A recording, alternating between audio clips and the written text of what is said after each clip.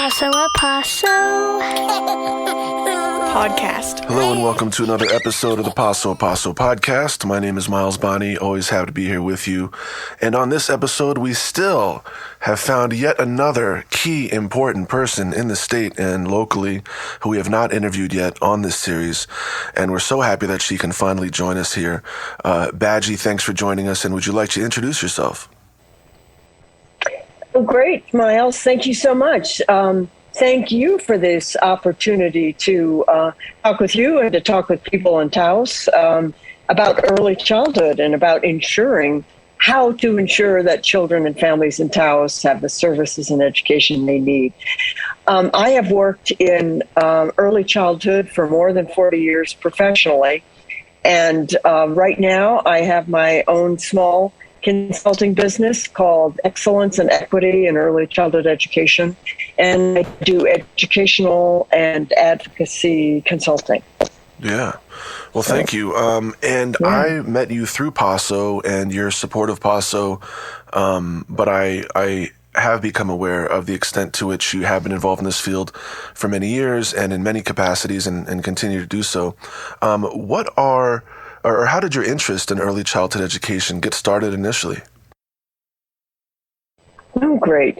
So as I look back through my life, and now over more than 3/4 of a century, I see that my life I really see clearly that my life has been committed to excellence and equity in early childhood education ever since I was a little child.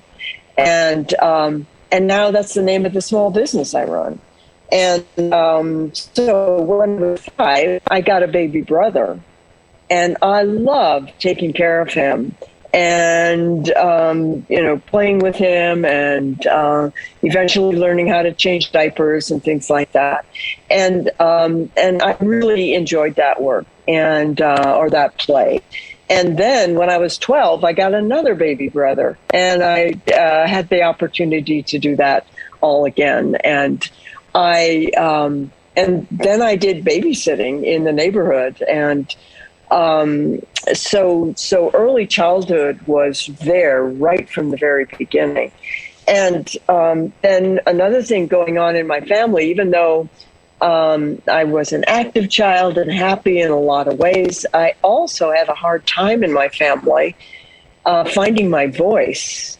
And there were people in my family, my father, my mother, my older sister, who were all talking a lot. And I had a hard time getting my voice in there, and it was a challenging situation for me at various times in my life, and I've had to work on it a lot. And now I do find it much easier to talk and assert myself in situations that I want to. And that experience, I think, has given me the perspective and motivation and desire that everybody have the opportunity to express their voices, and especially that all children have that opportunity to find their voice and be in conditions where they can reach their highest potential. So that has that's equity along with early childhood education has been with me since the very beginning. Yeah, that's a fascinating story and not one I've heard before from you. So thank you so much for sharing that with us. Yeah. And it seems like the work you've been doing in the field has been very broad. What are some of the major influences in your life in shaping your work in early childhood education here? And just real quickly, you're currently obviously in New Mexico. Have you done this work in other states as well, or did this really start for you in New Mexico? No, I worked in other states, primarily Massachusetts. I lived in Massachusetts, and that's where I started working professionally in early childhood education. Wow. And then I also did some traveling to other countries and other places, and that has been a real influence in where I am now. So I've been in New Mexico now for 27 years. That's pretty amazing to me when I look back on that. And I moved here from Massachusetts in 1995. Great. Yeah, and what are some of those major influences with respect to shaping your work? Actually, there are two key experiences that kind of two turning points in my life. And these were opportunities I had to spend 2 years, one year in the early 80s and another year, 89, 90, in Italy. And during that first visit, I bumped into and discovered the city of Reggio Emilia and the amazing work that they are doing in early childhood education. So in 1982, I had worked for more than a decade, maybe 15 years in early childhood education at that point. And I went to Italy to study early childhood education. And I heard about Reggio Emilia, and that was one of the first, that they were innovators and creators in early childhood education. So that was one of the first cities in Italy that I went to study and look at early childhood education. And I called them up and said I was here in Italy, and could I come visit the schools? And they said, sure, come on by. And that now has really changed because so many people are interested in Reggio Emilia, the early childhood programs there, that you have to plan for months ahead and be on a delegation in a large group of people. But in any case, that was in 1982, and they invited me. I went in the next week or so, and what I saw was just expanded my mind and expanded my heart beyond what I had known was possible. I saw children engaged in doing amazing projects and working together, sharing their ideas together, connecting with each other, trying out different things, expressing themselves in all different kinds of ways. And I was really amazed. And I have, since that time, the 80s, 90s, that's, what is that, 40 years? No, 30 years, I guess, of me being inspired by the Reggio approach. And I've gone back now to visit this. Let's see. So that that first experience was in 82, 83, when I first met the schools and began learning about them. And then I came back to the United States and met a variety of other people who were interested in the Reggio approach and did what I could to implement some of the principles of the Reggio approach where I was working in Massachusetts. And I kept thinking about it, and I ended up then going back for another year, this time where I lived in Reggio Emilia to study the schools. And so I was there in Reggio Emilia for that time was 89, 90. And so that was another key turning point and an amazing experience in my life. And I guess one of the key principles of the Reggio approach that is most significant is the image of the child. That is foundational to their educational approach. And what's amazing is that they can put it in practice. So the image of the strong, competent, powerful child. And in Reggio, they have taken it way beyond a slogan because it sounds kind of good, the image of a strong, competent child. And what they've done in the city of Reggio Emilia, Italy, is figure out a way where this can be the foundation of schools across the city, schools for 3 to 6 year olds and schools for infants and toddlers. And so just understanding more and more how they do that, learning from their questions, coming back to the United States and working on putting these things into practice in ways that are relevant to New Mexico now.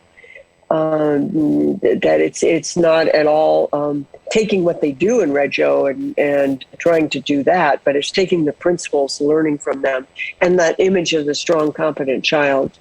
One of the things, so the image of the strong, competent child can show up in a variety of ways.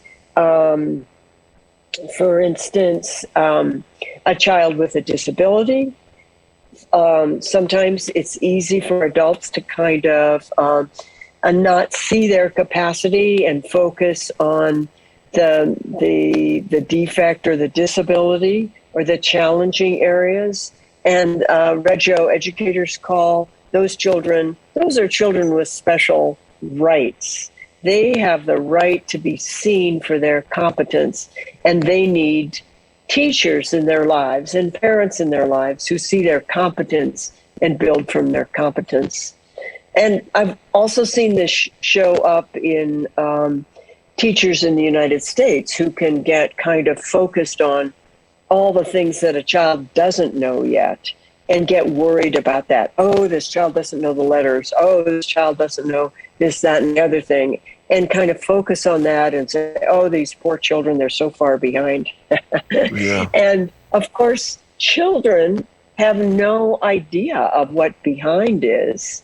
They learn that from adults, and really that is not a helpful concept at all. And what Reggio educators do, and what I am inspired to do in my work with children, is that I choose to see all children as competent. And it's up to me to find their competence and bring it out and help that child reach his or her full potential. Wonderfully said. Yeah, thank you. And I was going to ask about more details on the Reggio Emilia, which is knowing less about it than you, I assumed it was a theory or something, but it is good to be reminded that it's actually also, it's a town with these things being implemented. It's incredible. Yeah. Yeah, it is a town. A lot of education is named after the person, like Jean Piaget or Vygotsky or John Dewey. And so it's easy for people to think that Reggio Emilia is a person when they first hear about it. Yeah. But it's a city in central Italy, sort of halfway between Milan and Florence. And it's a beautiful city, and for a variety of reasons, they have developed this amazing system, and people now from all over the world go and visit it. So it's neat that it's named the Reggio Emilia approach, coming from that city. And now when we do the work of Reggio-inspired programs in the United States, our work is finding a Taos approach to early childhood education, or a New Mexico approach to early childhood education. And that grows out of the language and the cultures of the children and the families and the teachers who are part of that school. All right. Yeah, thank you, Baji. And for the listeners out there, we're going to transition to a different microphone. But it's a great point and a great direction to take this discussion at this point. You know, Reggio Emilia, the inspiration from your experience there, and also how important it is, as you just mentioned, to bring that thought process and inspiration back home, wherever people are, and in this case, Taos in New Mexico, and creating a new vision that stems from and comes from here. What are some of your thoughts on the opportunities that Taos in New Mexico has at this point, Baji? Oh yeah, that we have a lot. It's really a wonderful period of time for early childhood with opportunities. and of course challenges. We have a new early childhood department in the state, the Early Childhood Education and Care Department, which it brings together formerly disparate sections of early childhood. So home visiting and early intervention and child care and pre-K are in one department, and that really is wonderful. And the opportunity that is active right now is a local early childhood systems building grant, and it is designed to support coalitions and networks like Paso A Paso, and there's a network of coalitions across the state of New Mexico, and there is now a grant opportunity for the networks like Paso to apply for money to support functioning of the network. And this is a wonderful opportunity to get a staff person to help with the work of Paso, the work of the many organizations that work together to promote the early childhood, the benefits of early childhood education for the whole community in Taos, and so that we have this opportunity to get a lot more strength for that for Paso, and be able to do even better work than we have done in the past. And so that is going on right now. There's also a big emphasis in that to find ways to engage parents and have the voice of parents from all the diverse parts of the community be a major shaper of early childhood in this case in Taos. So that's in process now, and a group of people from Paso working on that grant. And then one more thing that's in the works is the Land Grant Permanent Fund, which is a large investment that New Mexico has in that right now that investment is going to support public schools and higher education, and there will be a initiative on the ballot in 2022 to have money from that permanent fund go also to early childhood education. And this is another opportunity to educate all of us about the importance of early childhood, and to have more funds for the powerful and a well functioning of early childhood programs in the state, and that includes, of course, Taos. Yeah, there are a lot of opportunities, and I appreciate your consistent positivity in what you bring to the conversations you're a part of. And thanks so much once again for taking the time to be a guest on this podcast, and more importantly, for all the work you continue to do and have done for many years. Well, thank you, Miles. Thank you for your work of making voices of early childhood visible to the community. Thank you. And thank you for this opportunity today. Wonderful. Thank you. Yeah, have a wonderful day. Thanks, you too. Paso A Paso Podcast.